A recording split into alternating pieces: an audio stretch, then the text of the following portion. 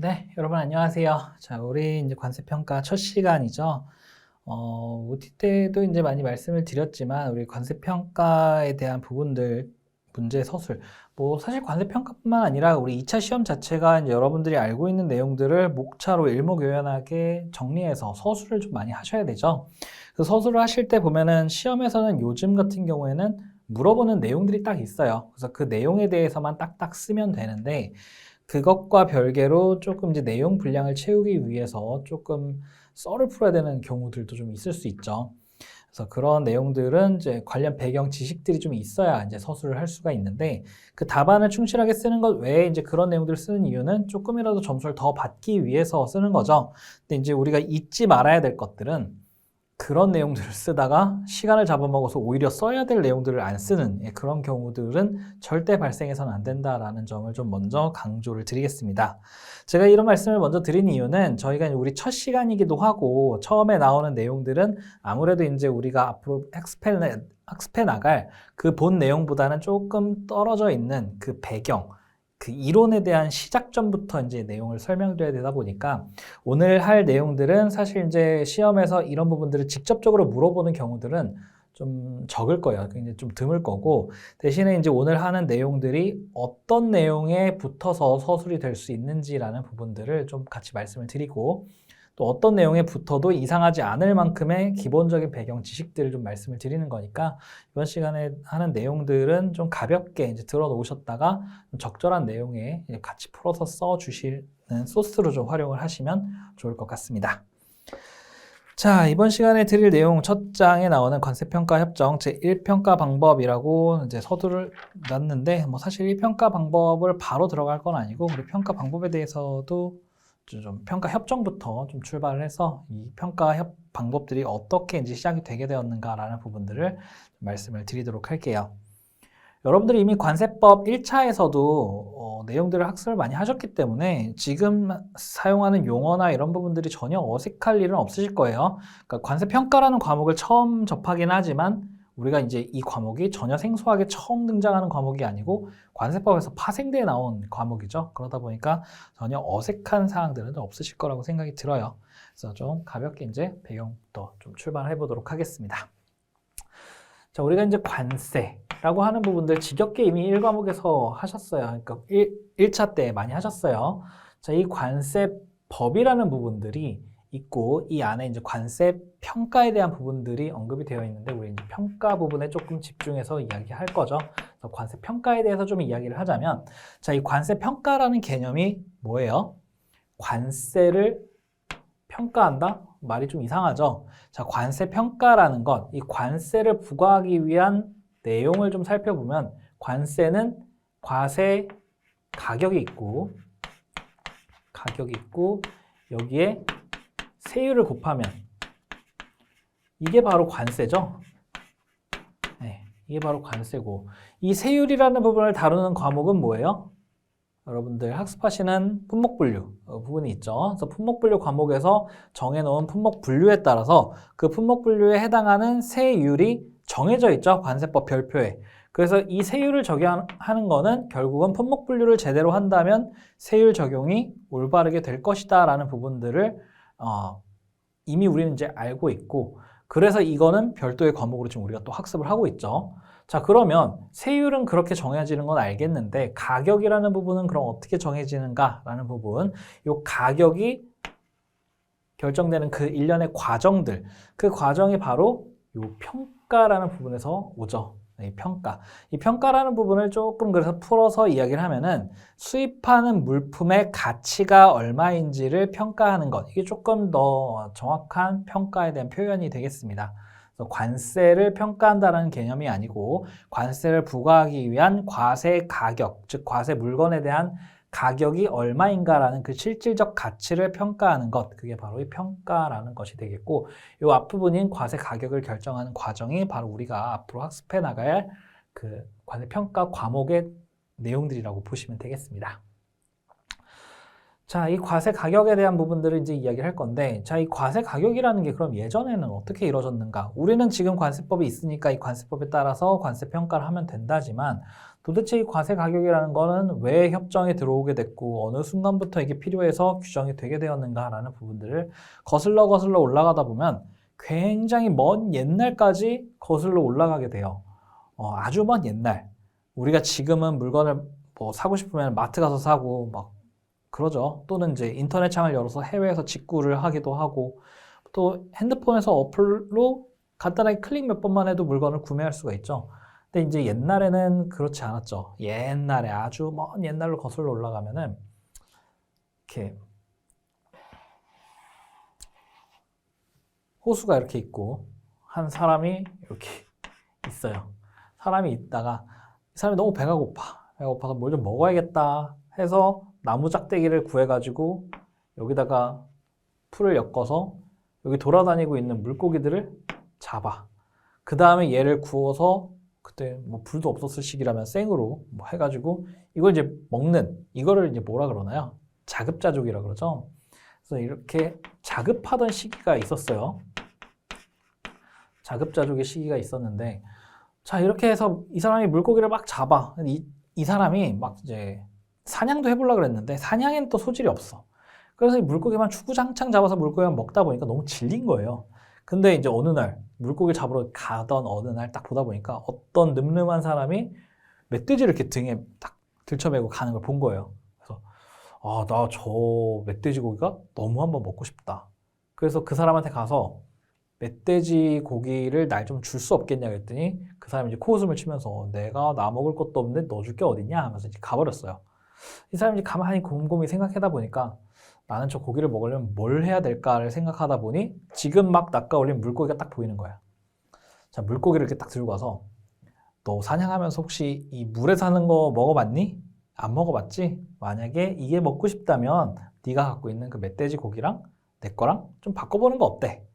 해서 멧돼지 잡은 친구가 생각하다가 그래 괜찮을 것 같아. 이 멧돼지 고기 너무 좀 질기기도 하고 했는데 저 왠지 쟤 먹으면 좀 부드러울 것 같단 말이에요. 그래서 좀 고민하다가 좋아 바꾸자. 그래서 바꿔. 그거를 우리는 물물교환이라고 하죠. 네. 그래서 과거에는 이런 식으로 자급자족을 하다가 그 다음에 이제 물물교환의 형태로 좀 환경이 바뀌어 왔어요. 그러니까 이제 이 사람은 물고기만 잡을 때는 원래는 물고기밖에 못 먹었지만 나중에는 물고기도 먹을 수 있고 바꾸어서 물물교환을 통해서 멧돼지 고기도 먹을 수 있게 된 거예요. 그렇게 해서 이제 물물교환을 하게 됐는데 자 어느 날 이런 일이 발생했어요. 연못의 물고기들이 씨가 말라버린 거야. 더 이상 이 사람이 열심히 노력해도 이 물고기가 잡히질 않아요. 아이 큰일 났네. 이거 어떡하지? 하고 어느 날 딱 물고기를 정말 귀하게 잡았어. 근데 이 멧돼지 사냥하는 친구가 오늘 사냥이 잘 됐는지 멧돼지를 3마리를 이렇게 끼고 왔어요. 야 오늘 나 멧돼지 이만큼 있는데 물고기 좀 바꿔 먹자 하고 갖고 왔는데 얘가 물고기가 몇 개 없잖아. 야 요즘 물고기가 엄청 귀해. 너 멧돼지 잡는 것처럼 쉽게 잡을 수 있는 게 아니야. 그래서 네가 멧돼지를 2마리 준다면 내가 이 물고기를 1마리 줄까? 한번 생각해 볼게 라는 식으로 이제 딜을 하기 시작했어요. 예, 이 물물 교환이 예전에는 그냥 대충 교환하면 됐던 게 이제는 사람들이 가치라는 걸 생각하기 시작한 거예요. 물고기에 대한 희소성 부분들 이런 것들을 감안을 하게 되고 또 이제 나중에는 이제 저걸로 먹을 수 있는 끼니 양을 생각하게 되고 뭐 그러다 보니까 이 교환을 할 때 이 교환하는 물품끼리의 가치 판단을 좀 해봐야겠는데 라는 생각을 하기 시작한 거죠. 여기서부터가 우리 관세평가가 출발했다라고 해도 과언이 아니에요. 그래서 실질적으로 우리가 수입하는 물품에 대해서 가격이 얼마냐라는 생각하는 부분과 이때는 이제 금전이 없다 보니까 이제 금전적으로 판단을 안 할지언정 원래는 그냥 대충 교환을 썼던 그 물건들을 이제는 이 물건 하나당 내가 받을 물건이 얼마나 되는지에 대한 가치 비교를 하기 시작했다라는 게 가장 큰 차이점이고 이 가치 판단이 현재 관세평가에서 나오는 그 평가와 일목상통하는 그런 이제 동일한 부분이라고 이제 생각을 하시면 되겠습니다. 이렇게 이제 가치 판단을 하기 시작했어요. 그래서 이제 물고기 한 마리당 멧돼지 두 마리. 뭐 이런 식의 이제 가치 교환들이 이때는 뭐 물고기가 조금 덜 줬다가 나중에는 물고기 더 줘야 이제 멧돼지 한 마리 받을 수 있고 이런 식으로 가치가 계속적으로 변동을 해오게 됐죠. 자, 이렇게 해서 이제 이런 시기들이 지나다가 조금 더 산업이 발전하다 보니까 이제는 화폐라는 게 등장을 하게 돼요. 네, 화폐라는 게 등장을 하기 시작하면서 더 이상 이제 이런 물물 교환의 형태가 아니고 이 화폐가 모든 물건의 교환 가치가 되고 모든 물건에 대한 가치 판단은 이 화폐를 단위로 하기 시작하게 됩니다. 이 화폐를 가지고 이제 물품을 교환하다 보니까 더 이상 이제 물물 교환 이런 형태보다는 이게 얼마냐라는 평가를 하게 된 거죠. 그게 가격이라는 용어로 들어서게 됐습니다. 자, 이렇게 해서 이제 가격이라는 용어가 들어서서 이제 막 물품을 생산하고 거래를 하기 시작했어요. 이제 화폐가 생성되면서부터 거래가 굉장히 활발하게 발달이 되게 됩니다.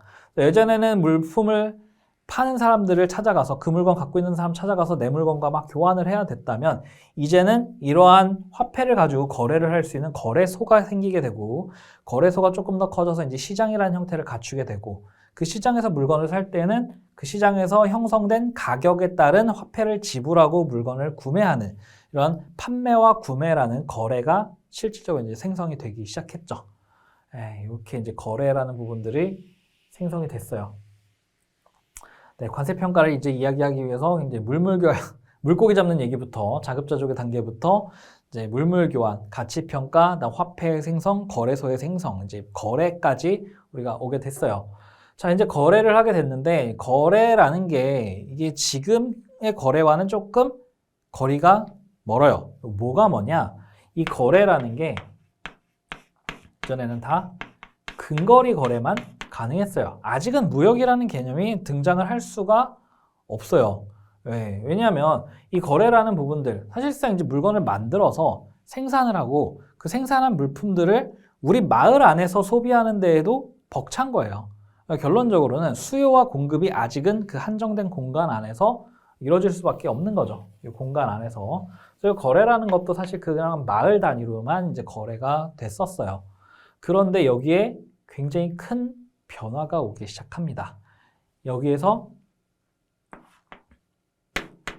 1차 산업혁명이라는 게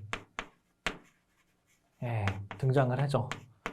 자, 산업혁명 가장 큰 변화가 뭐예요? 1차 산업혁명의 가장 큰 변화는 바로 석탄을 사용한다는 거. 그래서 증기기관이 발달을 하게 되고 이런 석탄 산업이 발달하고 물품을 만들 때 수작업이 아닌 공장을 돌리게 되고 이런 이제 석탄의 활용이라는 부분이 이제 가장 큰 변화인데 여기서 이제 석탄을 사용해서 증기기관이 발달했다는 건 이제 기차 같은 유통수단이 발달하게 되면서 거리가 늘어나게 돼요. 이제는 장거리 거래도 가능해지게 됩니다. 또한 석탄을 사용해서 석탄 연료를 통해서 이제 공장 같은 것들을 가동하기 시작함으로써 단순 수공업 형태에서 이제 공장업 형태로 공업 형태로 이제 전환이 되어가요. 산업이. 여기서 발달하는 게 장거리 거래가 이제 가능해진다. 그 다음 생산하는데 생산의 량이 늘어난다. 이러한 큰 변화가 발생되죠. 자, 이 생산량이 늘어나면서 어떤 게 발생되느냐? 예전에는 우리 마을 안에서 작업하는 작업자족 부분들로 이 마을 안에서 생산된 거, 마을 안에서 소비하는 거 우리끼리 거래하는 형태로 다 끝났는데 이제는 남기 시작해요. 잉여품들이 생기기 시작해. 특히 이 마을에서 좀 잘 만드는 것들, 뭐 주변에서 쉽게 구할 수 있는 원재료로 쉽게 생산할 수 있는 것들이 막 이게 늘어나면서 이 마을에 이제 이게 특산품의 형태로 이제 자리를 잡게 되고 요것들을 거리가 멀리 못 가기 때문에 이 안에서 그냥 남아도 어쩔 수 없었던 것들이 장거리가 거래가 가능해지면서 이제는 다른 마을로 가서 우리 마을에 없는 것들을 거래를 하기 시작하죠. 이제 이러한 산업혁명들이 이제 유럽에서 일어나다 보니까 유럽 내륙지 안에서 이제 일어나기 시작했는데 유럽 안에서는 이제 이러한 거래가 이제 확산이 되기 시작하는 거죠. 거래가 확산되면서 우리 마을 안에서만 이루어지던 거래가 다른 마을, 이때는 이제 뭐 나라의 개념이 있었죠. 이제 다른 나라와의 이제 무역, 거래가 점차 생기기 시작했어요. 자, 점차 생기기 시작하고, 자, 그 다음에 이 거래를 위해서 국경을 넘나들고 하다 보니까 이때부터는 관문을 넘어갈 때 야, 너네 이 물건 가지고 올 때 물품 가격 플러스 이 관문을 넘나드는 세금에 대한 부분도 좀 생각해 봐야겠다라고 그 부분들도 좀 고민을 하기 시작하죠. 예전에는 단순히 이제 시장이 확대됐다 뿐만 시장이 확대됐다라는 개념만 이제 이야기를 했었다면은 이제는 이러한 관문을 넘나들 때 저 물품들을 일단은 받는 거 좋은데 거래를 하는 것들 좋은데 저기에서 그냥 무작정 우리가 받아야 되는가 또는 저걸 넘나들 때 여기서 발생하는 행정 같은 것들에 대한 대가는 어떻게 치러야 되는가라는 부분들을 좀 생각하다 보니까 이런 관문을 넘나들 때 뭔가 절차가 좀 필요하지 않을까? 뭐 이런 생각들도 이제 하기 시작했어요. 하기 시작했는데 아직은 이제 조금은 앞선 게 여기서 이제 요 장거리 거래까지는 했지만 여기 아직은 유럽 내륙지 안에서 이런 것들을 해결할 수 있었단 말이에요. 근데 이제 여기서 대항해 시대가 오면서 배를 타고 이제 나가기 시작하죠. 여기서 다른 대륙들을 발견하게 돼요. 다른 대륙들을 발견하면서 이제는 남는 것들을 그냥 단순히 우리 내륙지 안에서만 해결할 게 아니고 다른 데다도 좀 갖다 팔아야겠다. 잉여 생산량이 계속적으로 늘어나고 인구가 늘어나고 생산량이 늘어나면서 물품 생산도 계속적으로 쌓여가는데 이 재고들을 안에서 처리할 수가 없다 보니까 유럽에서도 포화된 이 재고들을 다른 나라로 이제 파는 것들로 또 눈을 돌리게 되죠. 그래서 이제는 배를 타고 가서 만들어낸 게 식민지 형태가 되죠. 그래서 사실 식민지라는 건 여기서 발생한 물품들을 갖다 팔기 위한 하나의 이제 좀 거래장의 확대라고 보시면 되겠고, 뭐 요거를 구체적으로 우리가 다 알 필요는 없으니까 이런 유럽사들은 좀 생략을 하고, 우리나라로 오게 된 것도 결국 이제 요 유럽 형태도 있지만 저 옆에 큰 나라 또 있죠. 미국. 미국도 똑같은 고민을 하고 똑같은 식민지를 열기 시작하고 그랬었죠. 근데 이제 미국에서 배를 타고 오다가 우리나라를 발견하고 우리나라에 똑똑 문을 두드립니다. 근데 우리나라는 어땠어요? 우리나라 쇄국 정책이 있었죠. 그래서 외국 문물을 받아들일 수 없다 막 이래가지고 이제 문물을 안 받아들이고 있는 그러한 상황에서 이제 대포 들이밀고 이제 들어오니까 우리나라도 어쩔 수 없이 문호를 개방을 하게 됩니다. 그래서 우리나라 같은 경우에도 이제 어떻게 보면은 이런 밀려서 어쩔 수 없이 강제로 문을 개방하게 된 거고, 우리나라도 우리나라 땅덩어리 안에서 교역을 했었고, 물론 우리나라에서도 그 교역이라는 게 그 나라 안에서만 이루어지진 않았어요. 유럽처럼 어디로 갔어요? 중국, 일본으로도 갔죠. 배 타고 일본으로도 갔어요. 이런 이제 근거리 무역들은 할 수는 있었죠. 근데 이제 이러한 문을 개방해라, 서양 문물을 받아들여라라고 해서 이제 문을 열기 시작한 거. 특히 이제 미국에서 이제 문호를 개방하라라고 해서 이제 연계 최초를 열게 되고, 이 미국에서도 이제 문을 열게 되면은 와서 그냥 무작정 그냥 들이밀 건 아니고, 조미 통상 조약을 체결을 해서 미국과 한국 간에 이제 통상 조약을 체결하자라는 조약을 체결하게 되고, 이 조약 체결이라는 게 이제 그냥 이렇게 말씀을 드리는 이유가, 이게 사실상 우리나라가 최초로 관세라는 것들을 이제 국제무역에서 규정하게 된 최초의 조약의 형태이기 때문에 요거를 좀 말씀을 드렸어요. 예전에 이제 미국과 우리나라가 이제 통상 체결을 하면서 관세 부분이 있고, 관세, 그래서 수입 세금과 이런 부분들이 여기 이제 언급이 되기 시작했다라고 보시면 되겠습니다. 그래서 이런 배경들을 타고 들어와서 이제는 우리나라도 이제 문호를 개방하게 됐고, 이 문호를 개방하면서 관세라는 개념이 들어오다 보니까 그러면 우리 이거를 좀 법령 체계로 준비를 해야겠는데 라고 해서 이때 몇 개 되지도 않는 관세법 조항을 만들었고, 여기에서 수입 물품에 관세를 부과한다. 이게 지금 현재는 관세법 제14조에 들어있죠. 이게 이제 최초 관세법부터 들어있었던 조항이고, 관세법이 생기기 이전에는 그러한 통상조약의 체결을 통해서 이 관세법이라는 개념이 들어오게 됐습니다. 관세라는 개념이 들어오게 됐어요. 예전에는 이제 관세라는 개념이 아예 없었죠. 우리나라에서는 그냥 뭐 갖다 팔고 사오고 뭐 이런 개념만 있었는데, 이제는 이제 관세라는 개념이 들어오게 됐다. 그래서 그때부터 이제 관세법이라는 개념이 생겼고, 그 법 체제는 거슬러 이제 현재 관세법 체계에 이르게 된 거죠. 예.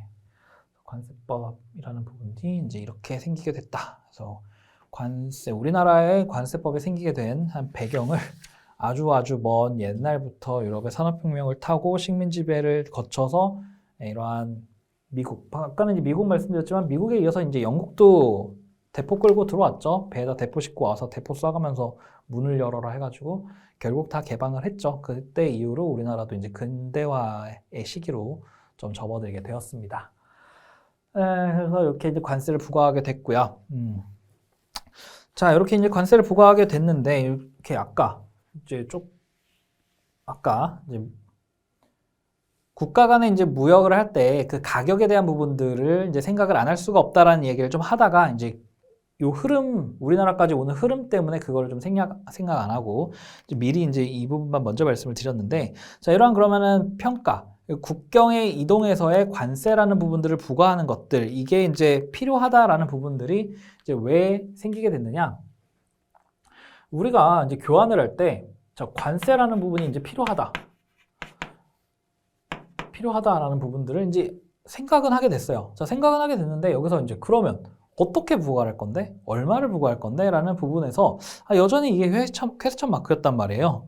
그래서 유럽에서도 이게 우리가 내륙지에서 다른 나라에다가 물건을 주는데 어쨌든 간에 저 나라에서 물건이 너무 많이 온다면은 어쨌든 세금 부담을 좀 늘려서 뭐 저 물건이 좀 덜 들어오게끔도 하고, 또 세금을 걷어서 그 관 행정에서 물건 왔다 갔다 하는 부분에서 발생하는 그런 행정 행위들에 대한 비용도 좀 충당하고, 이런 부분들이 이제 필요해서 이제 관세를 부과를 해야 됐는데, 도대체가 이거를 어떻게 해야 될지를 잘 모르겠는 거예요. 그래서 이거를 어떻게 할까 하다가 우리 관세를 일단은 우리끼리는 거래하는 그 거래 가격에다가 한번 부과를 해보자 라는 식으로 유럽 안에서는 이렇게 하려고 했었어. 근데 미국에서 그런 거죠. 야, 너네 그런 고민 너네만 하고 있어? 우리도 하고 있어. 그럼 같이 좀 논의해보자 라고 하다 보니 무역을 하는 업체들끼리 이렇게 막 모여서 그럼 우리 같이 다 한번 모여서 얘기를 해볼까? 라고 하는 게 바로 이 1947년에 있는 제네바 유엔 회의가 있죠. 이 회의에서 야, 다들 똑같은 고민을 하고 있었구나. 그래서 그러면 우리 수입 물품에 관세를 부과를 해야 되겠는데 어떻게 하는 게 좋을까? 그래, 수입 물품에는 우리 거래 가격으로 관세를 부과하면 어때? 부과하면 어때? 라고 이야기했어. 좋다. 이렇게 하자. 거래 가격 관세를 부과하자라고 해서 요거를 그때 있었던 무역기구인 가트 기구에다가 그러면 우리 여기 7조에다가 요 가격에다 관세를 부과하는 걸로 하자.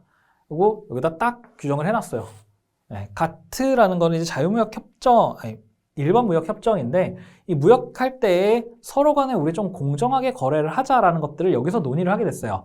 사실 이 관세 때문에 여기 모여서 논의한 건 아니고, 우리 무역 거래를 하는 사람들끼리 모여서 우리 각자 고민하고 있었던 그 고민들, 또는 이제 그동안 이제 거래하면서 발생했었던 여러 가지 국제적인 문제들, 얘네들을 좀 한번 해결해보는 자리를 마련해보자라고 한 게 그 유엔 제네바 회의였고, 그 회의의 결과 생성된 게 이제 가트 협정이 됐었는데, 그 협정 안에다가 그러면은 관세를 부과하는 부분들도 여기다 같이 녹이자. 여러 조항 중에 7조에 자리 잡아서 거래 가격에다가 관세를 부과하도록 하자라고 하는 조문을 이제 만들어 놓게 된 거죠. 그래서 그 일반무역 협정에다가 관세에 대한 개념을 이제 넣어놨다까진 좋아요. 여기서 이제 일반무역 협정에서 요 관세를 부과하자라고 얘기를 한 것까진 좋은데, 문제는 그 다음이 없어.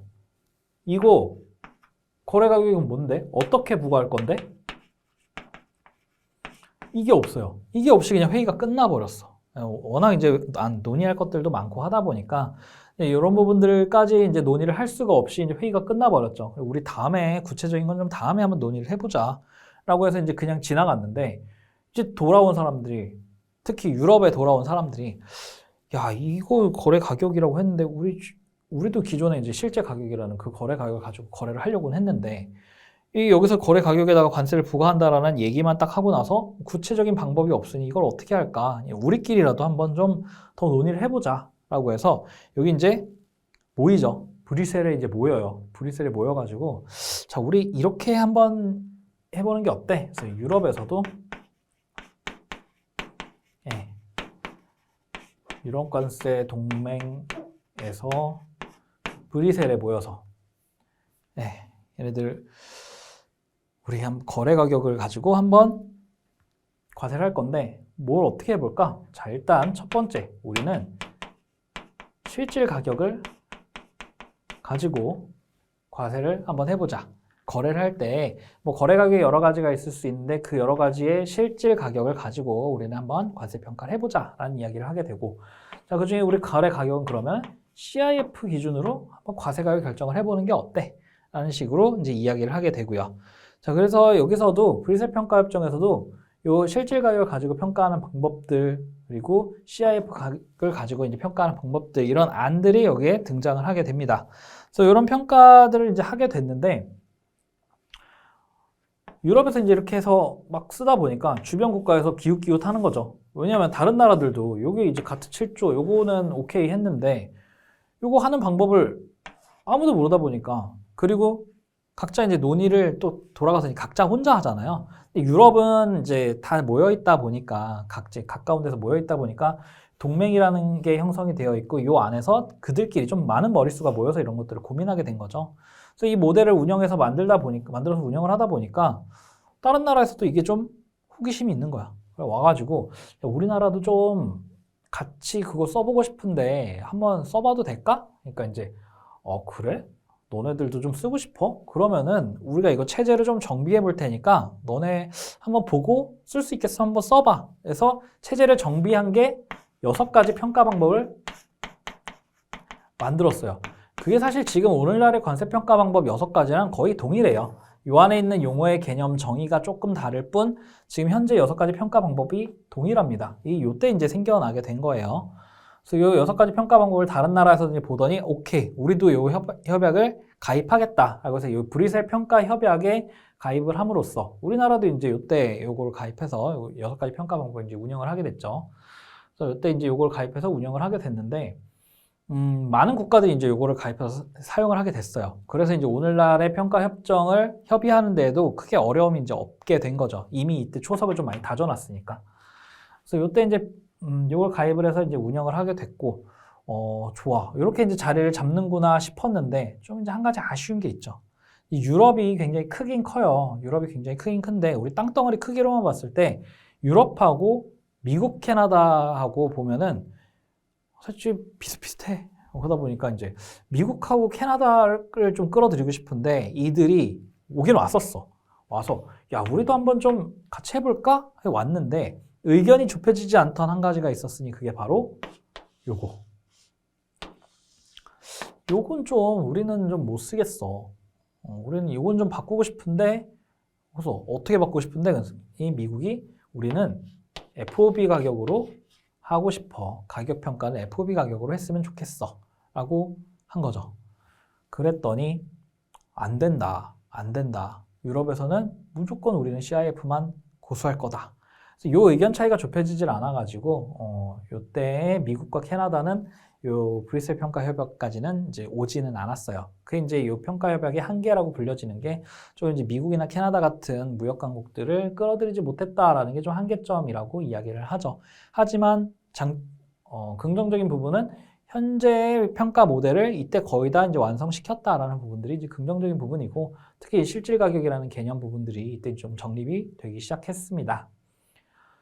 자, 이렇게 이제 브뤼셀 평가 협정이 운영이 됐고, 그리고 미국이 이제 FOB를 고수한 이유는 있죠. 미국이 이제 외국 쪽에 있다 보니까, 외국에서, 외국 쪽에 있는 게 아니고 좀 멀리 이제 있다 보니까, 이거를 어디 쓸까요? 이거 어차피 다 됐으니까. 이 미국이라는 이 땅덩어리가 이렇게 있는데, 이 미국에서 물건이 이렇게 건너올 때, 유럽 같은 경우는 유럽 안에 이제 이렇게 크게 이렇게 있으니 유럽 안에서 거래를 하면은 그냥 국내 거래란 말이에요. 근데 미국 같은 경우에는 유럽을 가더라도, 러시아를 가더라도, 뭐 이쪽 아시아 국가로 오더라도 엄청 멀리 와요. 엄청 멀리. 그러면 CIF와 FOB 가격의 가장 큰 차이점은 운임이죠. FOB는 현지 운임까지만, CIF는 요 국제운임까지를 포함하는 그런 개념인데 과세 가격 결정할 때 미국에서 오는 거 CIF 가격으로 하면 여기서부터 여기까지의 운임들 다 포함돼서 과세 가격이 결정이 되죠. 그러면 미국 물품에 대한 가격이 올라가죠. 그럼 가격 경쟁력이 그만큼 없어지게 되죠. 그렇기 때문에 미국 같은 나라는 좀 우리는 멀리 이동을 하니까 CIF는 좀 안 하고 싶다. FOB를 선택하고 싶다라고 하게 될 수밖에 없었던 거죠. 그래서 이제 이렇게 됐고, 그다음 시간이 흘러서 이제 미국도 야 우리나라도 좀 낄 수 있는 그런 협정을 좀 다시 논의해보면 어때라고 해서 우리 가트 제7조에서 정했던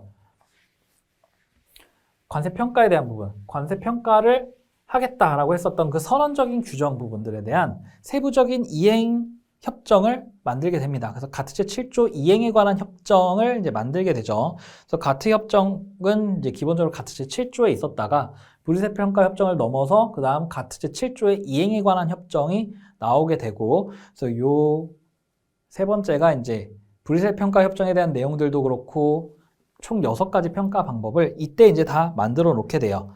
여기에서 이제 가장 큰 변화점이라고 하는 거는 실제 지급 가격이라는 개념이 이제 여기서 등장을 하게 됩니다.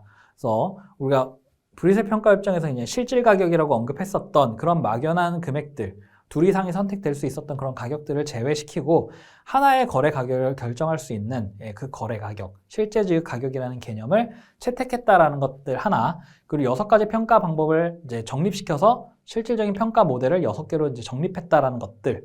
그다음 마지막으로 불이세 평가 협정에서 가졌던 한계점인 CIF 금액, 그 부분들을 FOB와 CIF 금액을 선택할 수 있게끔 해놓고 있어요. 그래서 이제 미국도 들어와 있죠. 현재는. 가트 제7조 이행에 관한 협정에서는 이렇게 아예 평가 모델을 다 만들어 놓고 지금은 가트 체제가 아니고 가트 체제가 이제 없어졌죠. WTO라는 자유무역 협정 체제로 전환이 됐어요. 근데 그 안에 있는 내용들은 다 그대로 똑같이 옮겨왔어요. 그래서 결국 이름만 바뀐 거죠. 가트 제7조 이행에 관한 협정에서 WTO 평가 협정으로 협정 명칭이 이제 바뀌게 된 거예요. 그래서 그냥 순서대로 정리하면은 처음에는 이제 가트 제7조 평가 협정이 요 안에 이제 7조 안에 모델이 들어 있다가 그다음 불이세 평가 협정으로 평가 넘어가죠. 그냥 BVD라고 이제 이야기하는 불이세 평가 협정으로 넘어갔다가 그다음 가트 제7조 7조 이행에 관한 협정으로 구체화가 된 거죠. 모델이 이렇게 점점 발전해 온 거죠. 그 다음 이 가트 체제가 WTO 체제로 바뀌면서 WTO 평가 협정으로 변형이 되게 됩니다. 그래서 시간 순상 이렇게 이제 흘러 내려오게 된 거고 우리나라도 이때부터 이제 가입이 돼서 가트 WTO 요 가입 국가로서 현재 관세 평가 모델을 이제 운영을 하고 있고 요 가트 체제 때도 그렇고 WTO 체제 때도 그렇고 요 체제에 가입된 국가들은 여기에 있는 협정 부분들을 자기 나라 법제화 시켜서 그걸 이행을 해야 돼요. 그러한 의무가 있어요. 그렇기 때문에 관세 평가 협정, 여기 들어있는 평가 협정들은 우리나라 관세법 안에도 규정이 되어 있는 거죠. 그래서 평가 협정이 있고 우리나라 관세법이 있고 얘네가 따로 노는 게 아니고 평가 협정에 있는 내용들을 우리나라 국내 법으로 제정을 해놓은 것이다 라고 보시면 되겠고요. 다음 국내 법과 협정이 상충하는 경우는 이제 협정을 따라간다라는 이제 국제법 순서에 따라서 뭐 그건 이제 순위에 따라 적용이 되는데 상충되는 내용은 거의 없어요. 그대로 거의 수용을 했기 때문에. 그리고 이제 WTO 평가 협정 요때는 이제 여기 가입 국가는 의무적으로 요 협정, 평가 협정을 도입해야 된다라는 의무 규정이 있었고 가트 때부터는 이제 의무까지는 아니었어요. 이 이제 도입해야 된다라는 얘기는 있었지만 이때부터 의무로 박아들면서 이 협정을 이행하는 활용률 자체가 굉장히 높아졌고 이제 드디어 국제 협정으로서의 효력을 발휘하기 시작을 하죠. 이게 이제 우리 WTO 관세평가 협정이 오게 된 하나의 모델이고 관세평가가 발전되어 온 이제 순서라고 보시면 되겠어요. 이 배경을 이제 말씀드린 게 우리 과거 이제 자급자족의 시대 물물교환부터 출발해서 화폐가 생성되고 거래가 이제 활발하게 발달하기 시작하고 거기에 따라서 거래에 대한 가치 평가를 하기 시작한 거. 그 평가를 구체적으로 논의하기 시작한 모델들, 그 순서까지 이렇게 우리가 한번 좀 살펴봤습니다. 자, 서두에 제가 말씀드렸다시피 좀 이게 길게 어떻게 보면 이제 역사에 대한 이야기처럼 말씀을 드리긴 했는데 이 이야기를 이제 하면서 요런 문제가 지금은 시험에는 좀 안 나올 거예요. 왜냐면 우리 시험 체계가 이제 바뀌었죠. 예전에 10점짜리 문제가 있었을 때는 그 10점짜리 안에서 요런 문제를 물어보는 경우들도 덜어 있었어요. 예를 들면은 관세평가 협정의 발전 순서에 대한 순서별로 내용을 서술하시오. 뭐 이런 문제들도 출제가 됐었으니까 예전에는 출제가 됐었을지 몰라도 지금 같은 경우에는 이제 이런 문제를 보기 좀 힘들어진 시기이기도 하고 그럼에도 불구하고 이제 30분짜리 문제 안에 여기서 이제 구체적인 배점 항목들이 있죠. 그 배점 항목에서 얘네들을 하나의 배경으로 물어보는 경우가 있을 수는 있습니다. 전혀 가능성을 배제할 수는 없어요. 그래서 그때 또는 물어보지 않더라도 여러분들이 서술을 하시면서 시간 되는 때 또는 이런 협정 부분들을 좀 언급할 만한 가치가 있다라고 여겨지는 문제 같은 경우에는 거기에 좀 시간 배점을 하셔서 이런 배경 부분들을 좀 한두 줄이라도 서술을 하신다면은 조금이라도 점수를 더 받을 수 있는 요소가 되지 않을까라는 생각을 하고 있습니다. 자, 그래서 이번 시간은 여기까지 평가 협정에 대한 이제 발전 순서까지 이야기를 했고요. 우리 다음 시간부터는 조금 이제 우리 시험에 와닿는 이야기들을 할 거예요. 평가 협정에 대한 기본적인 구조와 원칙들, 그리고 이제 거기서 나오는 평가 협정상의 내용들 위주로 우리 다음 시간에 내용들을 좀 구체적으로 시작을 할 거고, 다음 시간까지 한 이후에 그 다음 지나면은 실질적으로 우리 관세법에 나와 있는 법조문 내용들을 가지고 이제 관세평가 내용들을 좀 다루게 될 것 같습니다. 자, 이번 시간 했던 내용들은 이제 말 그대로 배경 설명이었으니까 가볍게 읽어보시고, 그 다음 시간에 다시 또 이어서 뵙도록 하겠습니다. 자, 이번 시간도 고생하셨습니다.